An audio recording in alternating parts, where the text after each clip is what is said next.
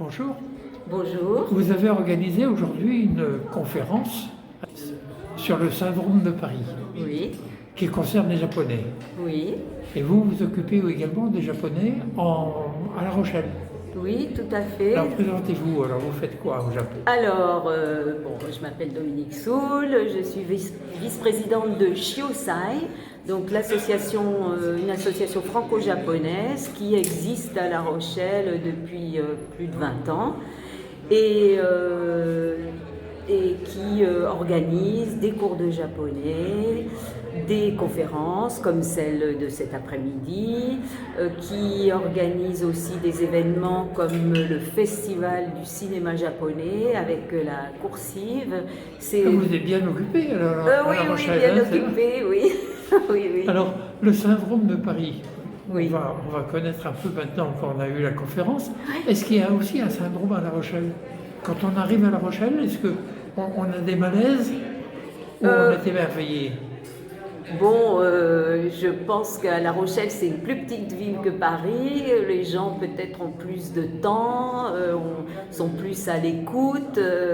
Je pense que les Japonais sont un peu plus accueillis. Mais il n'y a pas beaucoup de Japonais qui vivent à La Rochelle.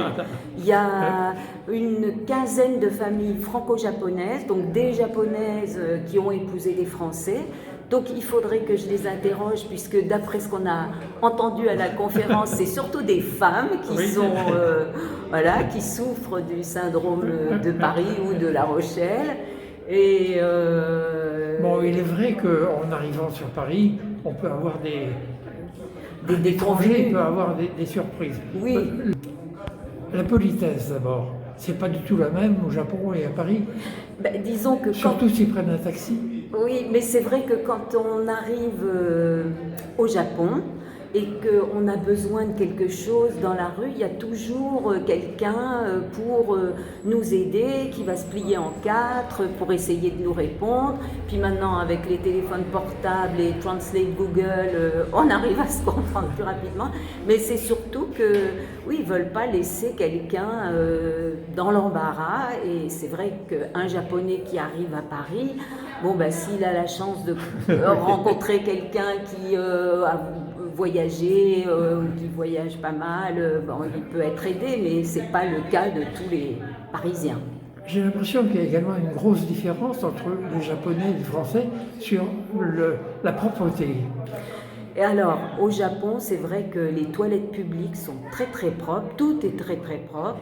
On ne voit pas de crottes de chien non plus dans les rues. Donc ça, oui, les Japonais, je pense, ont un sens de l'hygiène qui est beaucoup plus développé que celui des Français.